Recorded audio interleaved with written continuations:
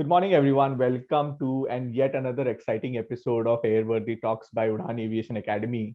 For today's episode, we have a very special guest from the world of aviation journalism and someone who not only talks about the latest and greatest as to what is happening in our aviation industry, but also is an avid master when it comes to explaining the concept and applying the concepts of airline network planning. It is none other than Mr. Ameya Joshi, also known as Khabri Lal on Twitter. So, Ameya ji, welcome to the show. Very good morning. Thanks a lot. Thanks a lot for having me here. I'm glad we could finally plan this after a couple of postponements. So thank you, and I look forward to this. And again, thanks for the kind introduction as well. Thank you, Ameya ji. It's a pleasure to having you. Now, let me start by asking you the $1,000,000 question, right? So, when did this idea of aviation journalism hit you, and what is the story behind calling yourself as Khabri Lal?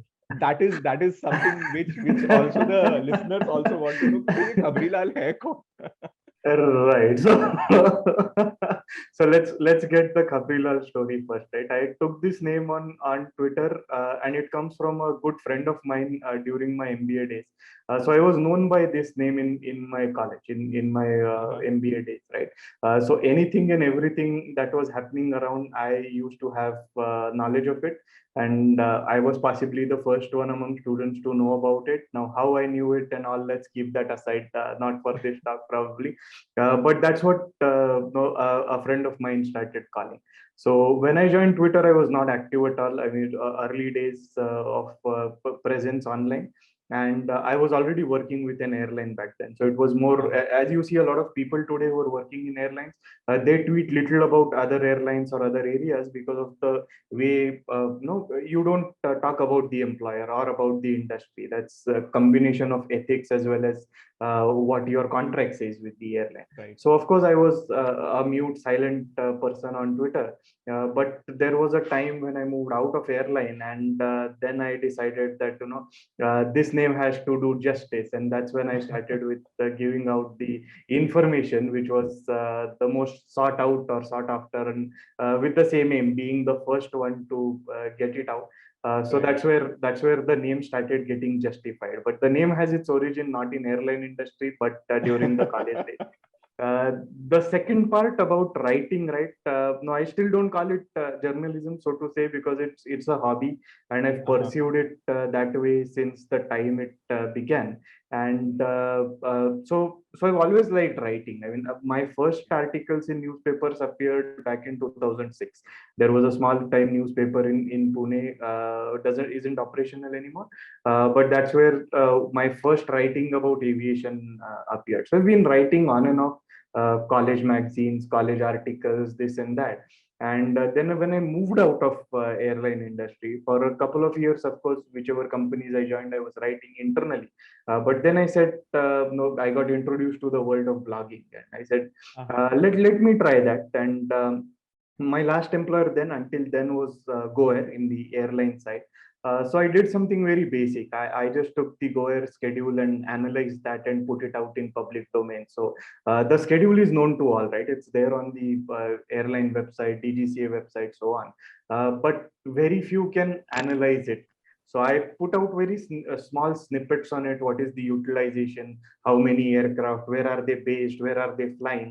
So on and so forth. And then that became quite a well-read piece. From there, adding few more things to it, and then there was a time when I got quoted in the newspaper and Right. said, "Okay, no, we'll get some quote from you." So the first one was in Mint, and then Uh-huh. of course across particular, across multiple newspapers, so to say. Now it's actually domestic and international, quoted in couple of international publications as well. But that's when it all started, and then of course, I had these blogs of Ameya.blogspot.com, and that became popular. So there was, of course, interest to understand where is the traffic coming for, all of which wasn't available for free. So I decided to start a website with a URL, which isn't a free one, it's a paid one, so on. So it was networkthoughts.in, and it took about a week to come to a name. and Wow. network thoughts hit really well. So there story behind it, which my family keeps saying that no, you're very stingy about it. So I said, no, .com is very expensive. I will just buy .in. So there is no plan to go big. This is a hobby, so there is no point in spending. कुछ पैसा बनता है तो बाद में देखते हैं, but I don't want to spend from my pocket. So it was .in, and a small time developer in Pune helped me with this with some little money. But it grew big, much bigger than what I anticipated. So Right. that's when I said, okay, it's time to renew. Let me move to .com. Then from there, I moved to WordPress, and have all the security in place, all have the templates in place, and make it faster. So all those things happened, and that's how it went. Of course, at some point of time, a couple of publications approached and said, "No, why don't you write for us?" So that was something which was, a thin line. Do you want to grow your brand? Do you want to write for somebody else? Do you want to Exactly. write for Yeah. multiple people? So on and so forth. So that's when I was also experiencing that a lot of articles are getting stolen. Stolen is pure robbery. They are being reproduced as is. They are either being taken out in snippets, or it's going word to word. Sometimes Wow. even screenshots are going and being published on other social media. Mhm. So for a person who has this as a hobby and a full time work, it's very difficult to keep chasing these people to pull this down. And it's Mhm. very irritating to see your article without credit being shown there. And like a couple of movie dialogues. What hurts is when the other person gets more marks, right? So your views, and then he's put it on some social media where you see he has more likes. It's like Right. he's done nothing. He's copied my stuff and he's getting more likes around it. That's when it starts hurting, and Exactly. that's when I said, okay, let me get an opportunity to write for the bigger guys. Is their problem, they chase, and this has actually happened. One of the brands that I write for actually chased down a couple of articles online by sending legal notices and all, which is very difficult to do for, say, a small one like network thoughts, because Yeah. you are all alone, it's a hobby, and so on. So Mhm. Right. so yeah, that's the background around how it went into writing, and since then, yeah, it's still a hobby. Journalism means you have to write on the entire sector. I still keep myself away from that. I only write on topics which I like, which I know I can value at, and not really going big bang and covering and taking quotes from people and understanding from somewhere, and then not a not to put it rightly, I think journalism means it also has to be source based. But for me, Huh. the articles are data driven, never source Wow. driven. Yes. It's all data driven. So tomorrow, if you come and tell me that you belong to an airline and you're going to place order of 100 A380s and it's exclusive, I will still not write about it or talk about it. That's the kind of example I would like to give. Nice, nice, nice. Very true. And I think, just to sort of, understand this, it started right from your college days where your friends started to call you Khabri Lal, and then your hobby towards aviation and writing stuff about aviation grew eventually. And that led to not only sort of publishing a lot of stuff on aviation on a sort of, good press releases out there, but also on your platform, which is Network Thoughts. One thing which stands out on Networks Thought, and something which I always sort of go onto that website for, is the thing which you just mentioned, is that your stats or your content is always data driven. Now, can you talk to our viewers more about what Network Thoughts is all about, and what is that you are primarily trying to project on your blogging site, Network Thoughts? Sure. So good question, right? So there are a couple of people who blog or post news or information about this in India. To Yeah. be honest, there is a lot more scope to do it, because you see a country as big as ours, there is Mhm. a lot of scope. But coming back to this particular topic, right? When I started, I was very clear on one thing, that I am not here to compete with the Times of India's and the Economic Times and the Business Standard and the CNBCs of the world, right? Because they have the kind of reach and marketing which you can never have. So if True. I publish the same stuff which they are publishing, nobody is going to read. I mean, if you look at all the blogs and websites which are there, Mhm. in terms of reading something, what is the first thing that you and I, anybody sees, be it on social media or somewhere? It will be one of these biggies, and we'll end up Yeah. reading that article across multiple sites if we start chasing that information, right? Yes. So how do you be different in this, right? Mhm. So one is because it's a free and a hobby driven site, I don't commit that you will get all the news here. So I Yes. write when I like and I can add value to it. So there are 100 ways of pushing things out. But then, okay, is this an important event in the field of aviation? The first thing, do I have the time and knowledge base to cover this and put out the right things? Second thing, and third, can I be different? If I'm going to give you the same information which everybody else is giving, uh, it's no Yeah. value add for the There is no reader, right? value, right? Yeah. He would rather read one of the newspapers where he's probably subscribed or he has an app of that on the phone, none of which is available for network thought, so to say. The Mhm. second thing I have very firmly is what can be tweeted shouldn't be blocked. So there Right. are things and there are times when people actually push out 100 characters converted to 500 words, and then you say that it's an article. So there It's is an no point article. to go behind hits or other things. So keep it plain, simple, and largely driven. As I keep saying, right? Network Thoughts has this motto: knowledge, not information. And this Right. actually comes. I tweeted about this as well. Mr. Mhm. Kaushik Khona, who is the current CEO of GoAir, I worked very closely with him back in GoAir 2010 to 12.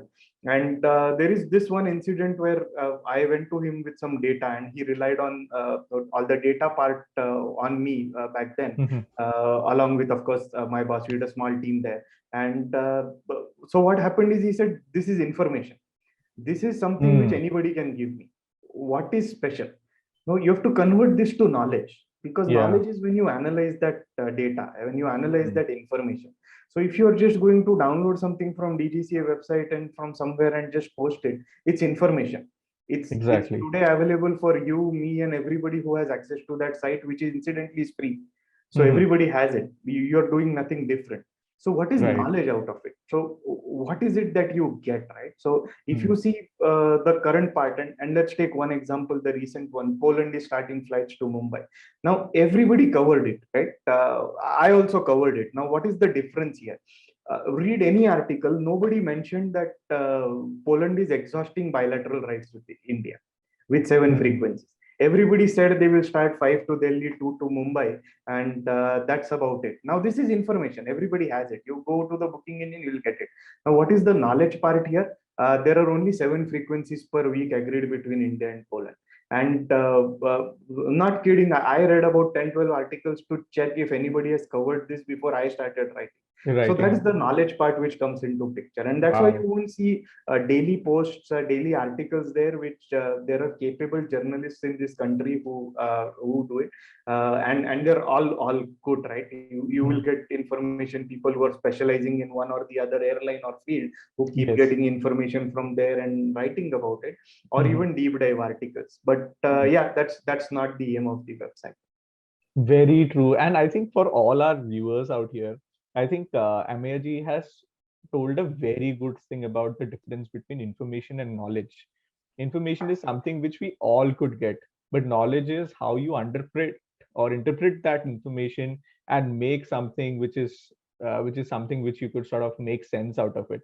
And I think on your Network Thoughts website, for all the articles which I have read so far, it's purely insightful. ऐसा नहीं है कि बस plain text है.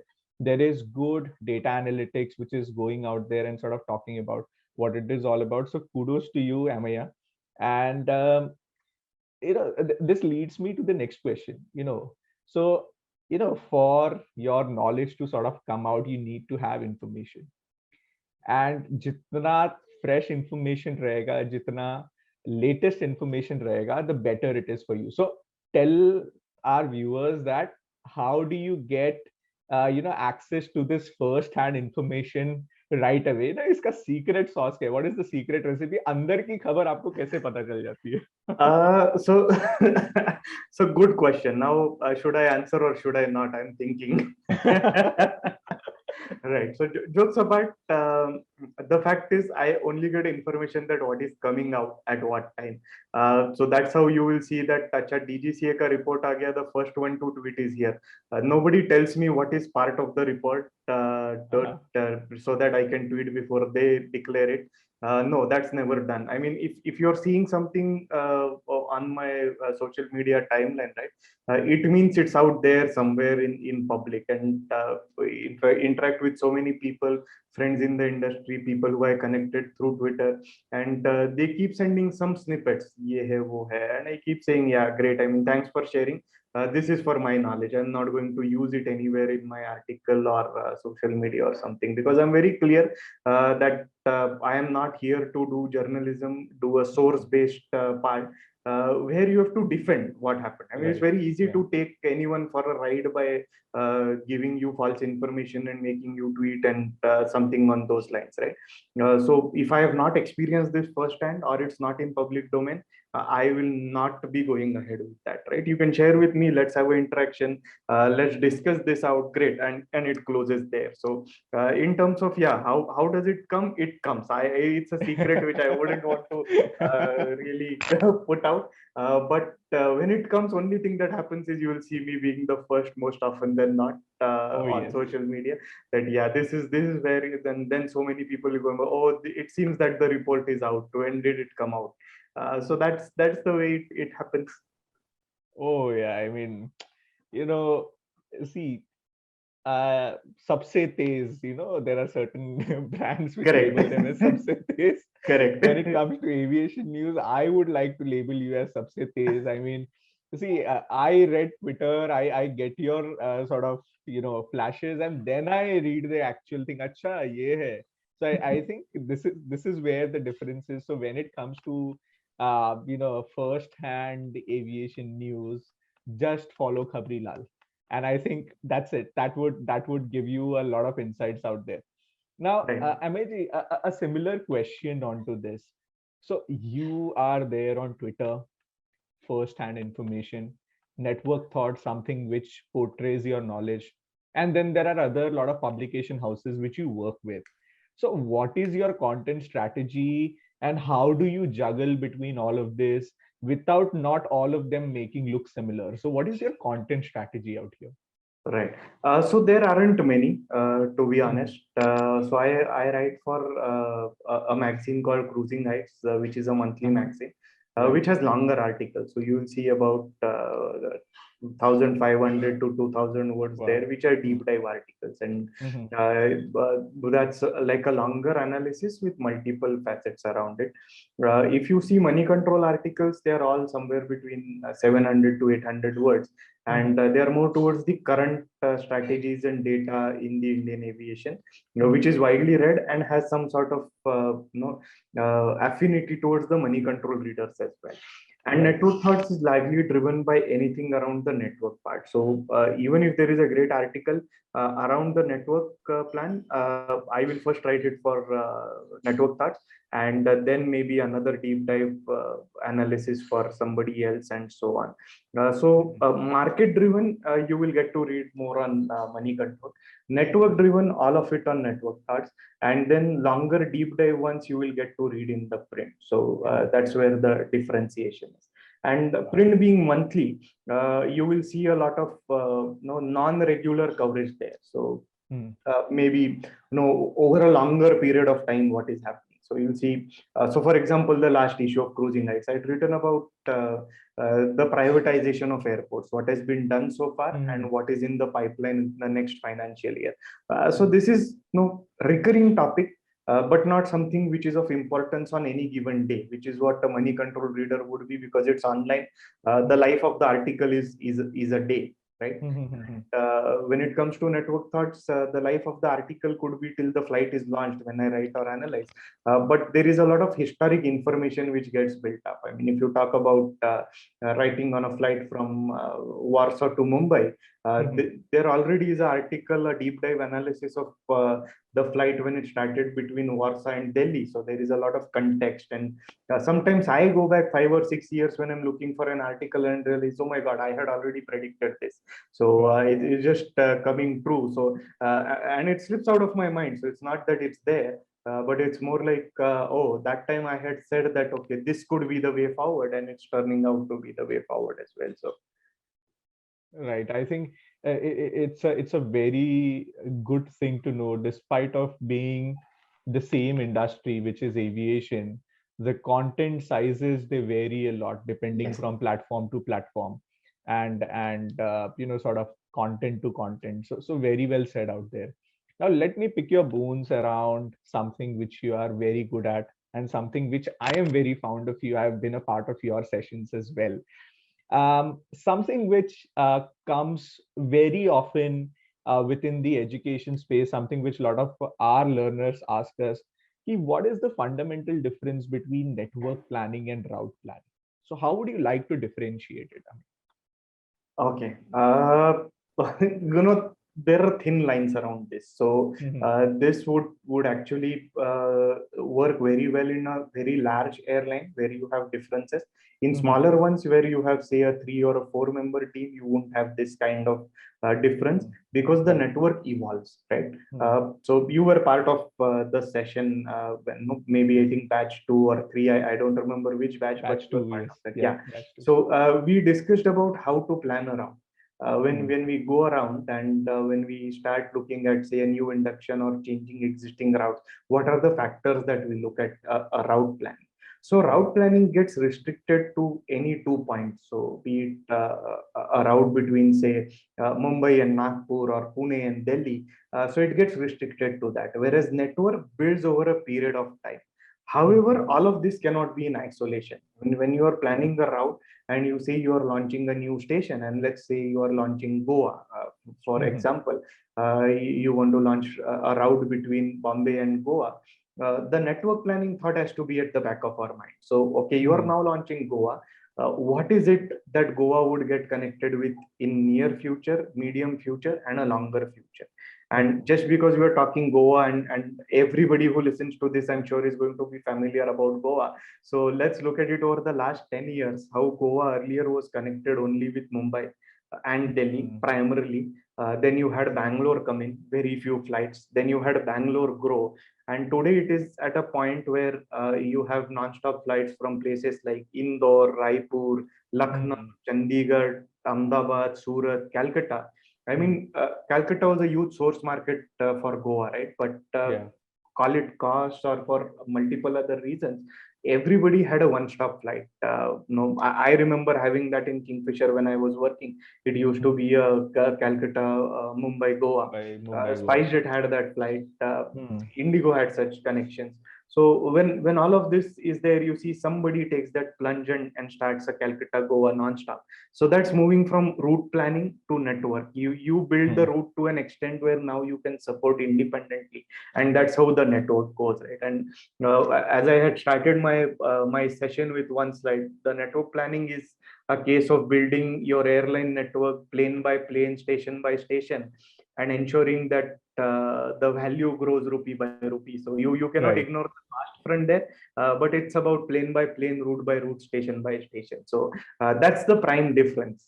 But you Mhm. cannot really leave your network goals away whenever you are Yeah. planning the route. So Wow. So it's very well explained out here, Ameya ji.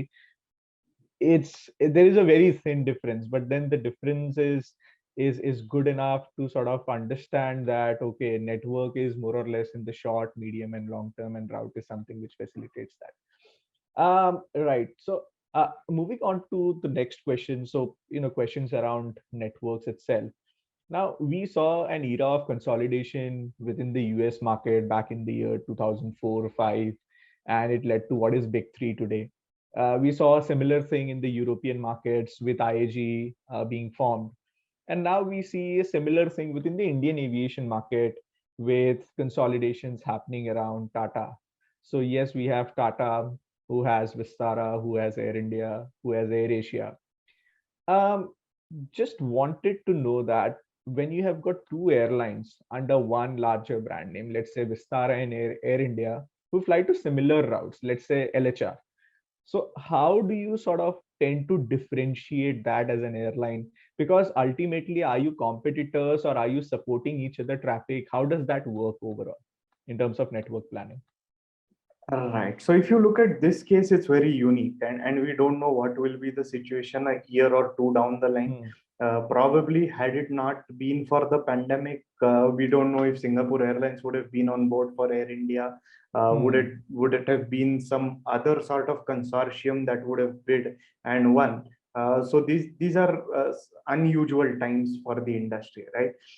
But this is not unique. Now No. you're taking an example of Delhi, London. But if you see, Indian skies have seen all this in the past, and none of that have been successful, unfortunately.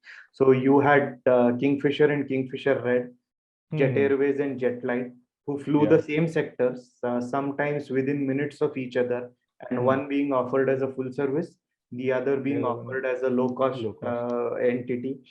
Then there was an era where the low cost entity still promised food on board.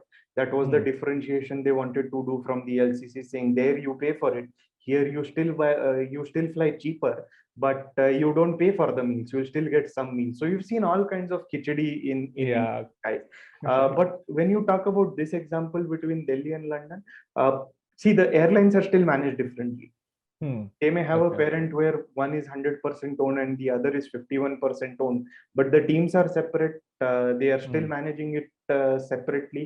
So unless and until there is a tacit understanding, which none of us would ever know, Hmm. I think they are still looking at different markets to satisfy. Even today, Air India is much bigger than Vistara, be it London or any other foreign destination. So Yeah. they still command the kind of the people that come to them, and the sales network which they have. Vistara will still take time to evolve. Hmm. Of course, Vistara has a different class of service which Air India doesn't, and that's the differentiation. So basically, it's between the four airlines on the route now: British Airways, Virgin Atlantic, Air India, and And Vistara. Vistara. Yeah. And Vistara again is new. I mean, they launched Hmm. during the pandemic, so they haven't really seen the kind of traffic which the route sees on normal times. So as things normalize and we see, we'll figure out what kind of niche is Vistara going to have for itself. Is it going after Air India? Is it going after Virgin Atlantic, or how it is going to be? And it's also fragmented, right? You have a good One World carrier, you have a good Star Alliance Star carrier, Alliance and carrier. then Virgin Atlantic, which is heavily backed by Delta, and Hmm. Vistara, which is heavily backed by Singapore Airlines. So you have Singapore Airlines. all of these a unique route Yeah. there. So had Jet been there, it would have been Sky Team Alliance, not Yeah. exactly part of that, but again backed by Air France KLM. So you put another flavor in that. Definitely, and very well said out here. Despite being under, sort of same parent brand, both of them have got their individual identities and individual markets to serve for. Yeah, pretty right out there. Now let me add a bit more masala to what we are just discussing, and let me ask you, as a network planner, what are some of the tricks which you use, which common people are not aware of? ऐसे क्या आप लोग tricks use करते हो और हमारे जेब से ज्यादा पैसे निकलवाते हो, which common people are not aware? Yeah. Well, that's the trick for the revenue manager to do. Uh-huh. So network planner बेचारा तो flight डालता है. If you look at it, you speak to any network planner in the airline industry today or even in the past, uh, you will only hear a dukh bhari kahani. I mean, everybody will give you a Hmm. dukh bhari kahani no matter where you speak. But network planner typically, and I'll tell you why. Everybody in the airline thinks that they can do network planning. It's not Yes. specialized, Hmm. and you will see people come and hear, यार वो दिल्ली अहमदाबाद ना train का ticket ही नहीं मिल रहा, so एक Hmm. flight डाल दो अभी. It's very easy to say that, right? Once a while you travel and say flight was full, you need to add more flights. Then Hmm. somebody comes and say that I belong to ABC city in the country, and the trains are always full, and no, we need to put a flight there. There are only two flights by this airline and they are always going full, and the fares are very high. So you will see this every day. You will see Hmm. pilots come and tell you, you will see folks from engineering side come and tell you, you will see just about everybody in the company will come and tell do this. I mean, Hmm. there was a case in one of the airlines, I will not name that. one person used to come and tell me every Friday that सिर्फ Friday का रात का flight चालू करो. So I said, what nonsense is this? What Friday का रात का flight is this?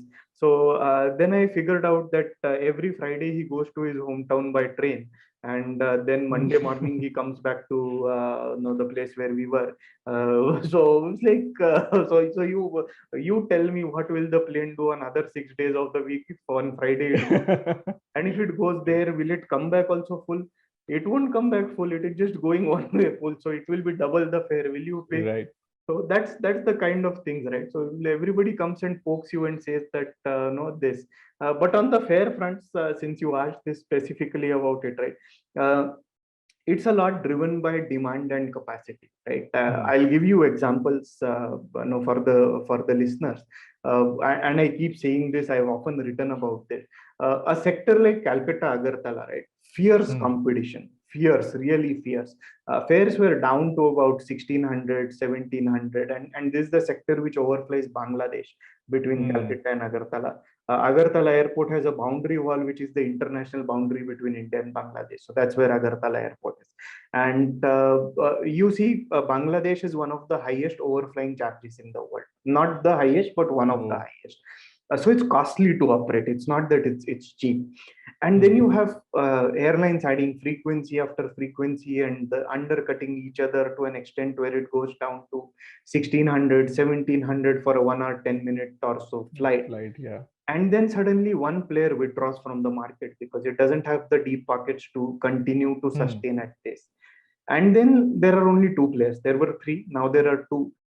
The prices go up. So what is the capacity that went out of the market? Just two flights, right? But the fares went up like anything, almost double, to an extent where the local government made representations to the central government saying that something needs to be done about the fares.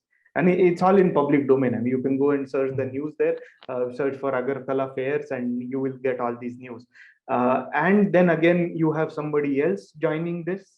Somebody else notices that, oh, the fares are high on this route for a 1 hour, 10 minute flight. This is one of the highest airfare sectors. Let's go there, probably without looking at the background. And then again, get hit the same way. The fares are low again because there is competition. Yeah. So an airline can do this with the help of network planning and revenue management. But at the same time, you have to be sure that when you go in, you go all guns blazing, and you can actually take on the competition, fully anticipating that there will be a fair war. So let's look at it this way. Nobody welcomes competition with open arms, right? Yeah. You are not expected to. Oh, come, let's share the route. Take half my passengers. Now you also will fly. Who does that? Nobody. Everybody has to sustain. There are ways to handle this cutthroat competition, and the traffic is finite. I mean, India again is largely loyal to low cost. There are a handful of people who will have these gold, platinum status, or of course there are but if you see the total number, the list is minuscule. Yeah, so it's largely driven by low cost. That's where the loyalty lies. So the moment cost drops, you see people move. Exactly. I mean, love is always in the fare, they say in aviation. So so that's where the entire thought is. Now, in the last 3 minutes of our discussion, Ameya, and this is the beauty of discussing things with you, is that you bring in a lot of examples, you bring in a lot of case studies out here. So just wanted to know, and this is something for our listeners as well who are students, that बहुत सारे बच्चे हैं ना theory के पीछे time खपा देते हैं, and that is how the systems or the education institutes are also placed on. But what are the places where you could sort of get such data, where you could convert that information into knowledge? What are some of those places where the students could go and search basically these sources? Right. So we are blessed. I mean, you go online, you always see fights between two political divides on what is good, what is bad, and how closed or open we are. But when it comes to aviation, right, over the years we have really opened up. I mean, which country gives you data for free as a city pair, right? We get it on the website. Which country gives you data at airport level, passengers taking off, and the total passengers handled, split between domestic and international, the air traffic movements, the cargo, all of this is available in public domain. I mean, there is so much data. Of course, what do you do with that data, right? The Mm. basic thing that you do without really using any brains is looking at just the trend line analysis. Again, Yeah. Excel does it for free. You just get all the data dump, put it in Excel, ask for a trend line analysis, you will get it. Create a pivot table and a chart, you will get to see how the traffic has moved at an airport level. Just combine those and see what is the domestic and international split, Right. and then start correlating, right? And how is the correlation? Again, because you're talking to students, let me give you some tidbits, right? You will see that a lot of international traffic from Mumbai, for example, is driven by wide body aircraft. Yeah. Compare that to a place like Calicut, which handles only narrow body, or Mangalore, where Mm. all of these places where it's primarily narrow body, you will see that the ATMs are at a certain level, the air traffic movements, Mm. and Mm. then so are the passenger numbers. But when it comes to, say, a Mumbai or a Delhi, at the same level of ATMs, the passenger numbers are higher. Now, what does this denote? You have a bigger capacity aircraft. And this Yeah. is all assuming that more or less the traffic is same, right? So you have a bigger capacity aircraft. So start getting these tidbits, start understanding it yourself. You don't require guidance to really get this information out and see. So these are the things which you should start learning. Check note when I learned out of interest, this came from paper schedules, right? My father had a job where he had to travel a bit, and every time he would come back after a flight, he would get the schedule.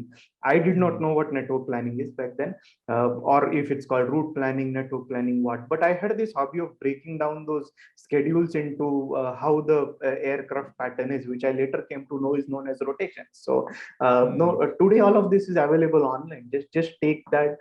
Just take cross-check data with flight radar and see how it's moving. You would actually be able to know what is the utilization. You keep talking about huge utilizations, and listed companies declare that as well, what their utilization is. Go read that. Start Mm. trying to compare the metrics. So one thing which I still do, and I'll be honest, I am not much of an international guy. No, the kind of domestic knowledge which I have is much more than international. So when you look at it, I've subscribed to a couple of these news and tweets of Mm. Delta, United, American Airlines, Wizz Air, Ryanair for that matter. All of these are available publicly for free. So you have to somewhere see what is it that they are looking at. Then take the same metric in the Indian skies and see where we are. Uh, no airlines declare the data in the same metric. So Yeah. you have to really start comparing it and come to that conclusion. That's how you self-learn and grow. Even now, sometimes I realize that, oh, this is something new that I've learned. So there still is a long way to go for me as well. So for Yeah. definitely your students, so much data is available for you. So just make use of that. Yes, absolutely right. And in the age of internet, everything is out there. It's just that we need to sort of do the right searches, compare, contrast, do our sort of part of sort of analysis, and I think that itself will make our knowledge grow. Absolutely. Um, Perfect. Right. Now, when you think about careers in network planning, there is no set line. This is Yeah. something which I've learned from you as well. Yes. So for all our students, could you sort of tell us when someone is sort of looking to have a career in network planning, and how does the career progression looks like basically? Well, I may not be the right person to tell you on the career progression part because I left that line midway. So let's not give Gyan for something which I'm not no Right. good enough to give. But when it comes to this, I'll tell you some of the traits which are needed. You should be very good in handling the data, Hmm. very good in presenting that data. So data analysis is one part of the story, but data presentation is what makes the other part, right? So Oh. everybody has the same data. What makes you different? How do Hmm. you analyze it? How do you understand the market? And how do you present it, right? You require very good people skills because this role typically involves coordinating with sales, coordinating with revenue management, coordinating with engineering, many other departments. And more importantly, you get an opportunity to present to the top management early in the age. Hmm. Not all jobs give you, not all first jobs give you opportunity to present it to the VPs or the CXOs. So this is Right. one job where you will be exposed to that. So you should have that confidence, people handling skills, people management skills, and these skills would take you to that. Now, is it like a regular entry path where people or rather airlines come out with job advertisement saying I want a network planner? More often than not, No. the Yeah. answer is no. People go from, say, revenue management, sales, or allied departments to this, and few times they're picked up from colleges, freshers, so on, Mhm. right? So yeah, keep following the airlines. Maybe reach out if you have knowledge, if you have understanding. People are there on social media.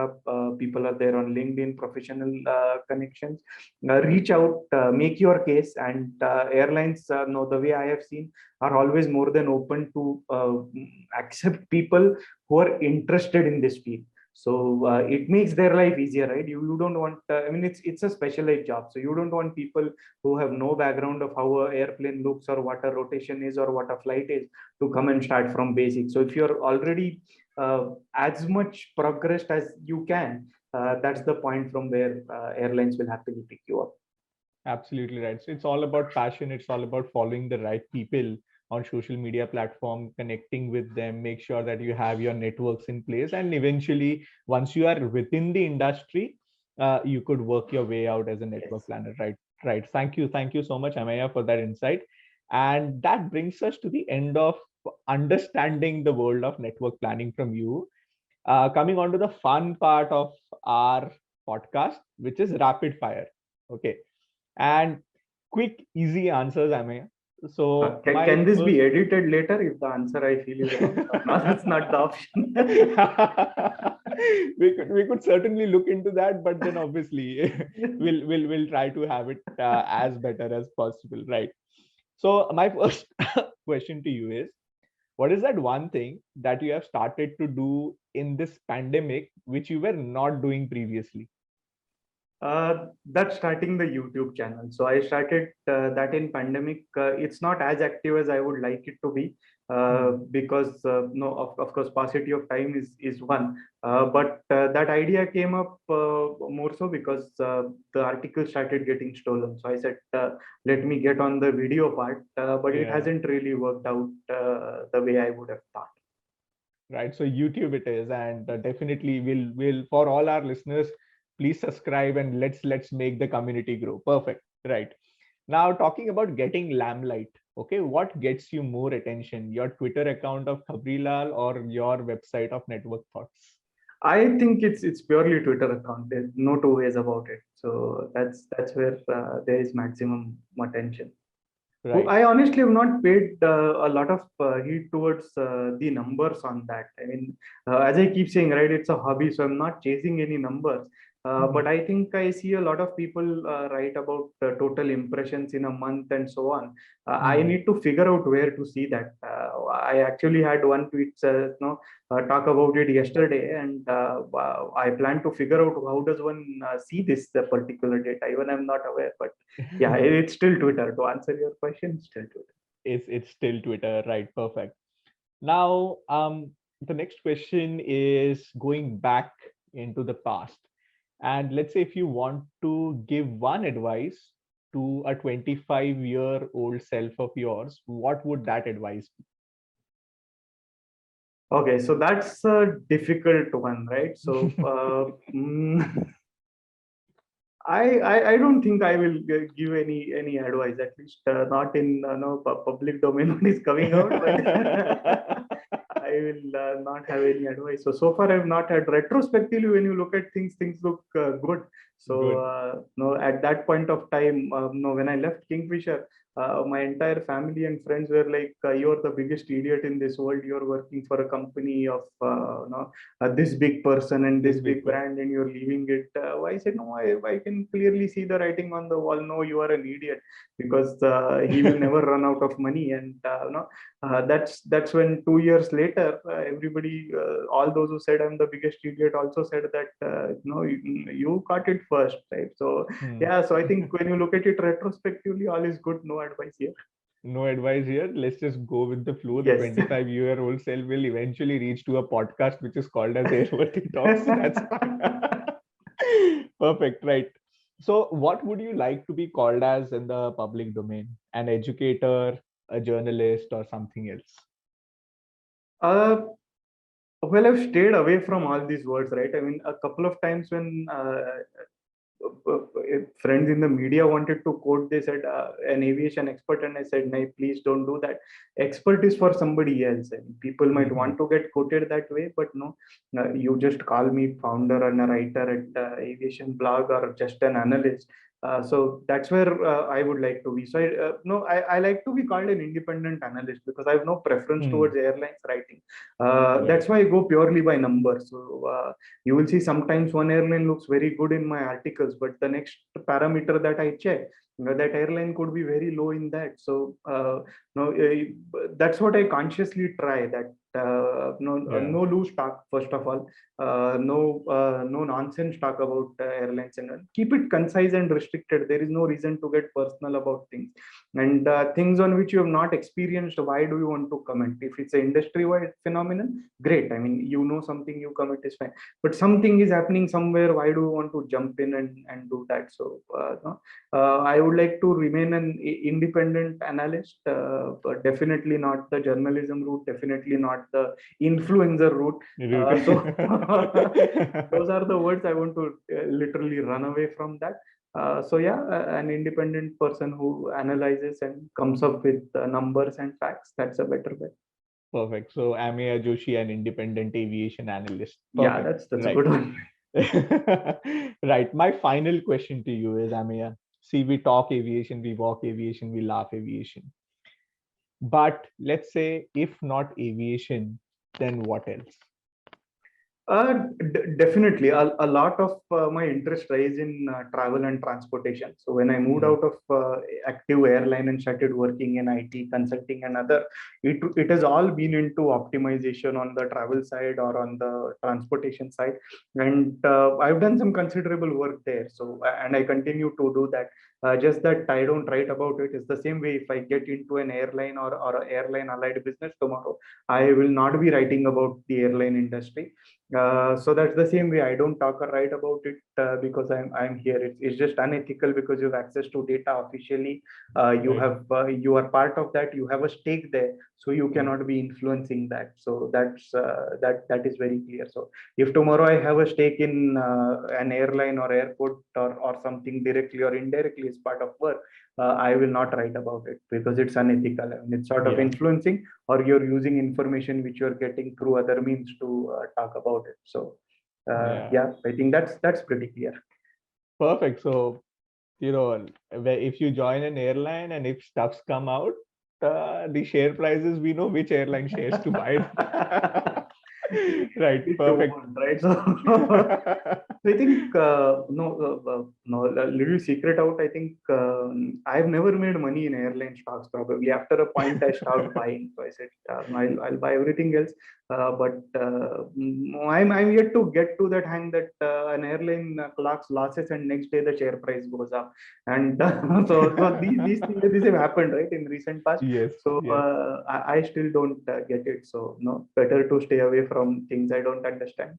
Oh, yes, definitely. I mean, certain airlines, no revenue, but still the stock prices, they hit the roof. Right. Perfect. Thank you, Ameya. Thank you for those wonderful insights into the world of airline network planning and sharing your passion about, aviation analytics as an independent person. So thank you so much for that. It was lovely having you onto our show. Thank you so much, Ameya. Same Thank you. here. It was great interacting with you, and I hope the readers, the listeners find it useful as well. Perfect. Perfect. Thank you so much.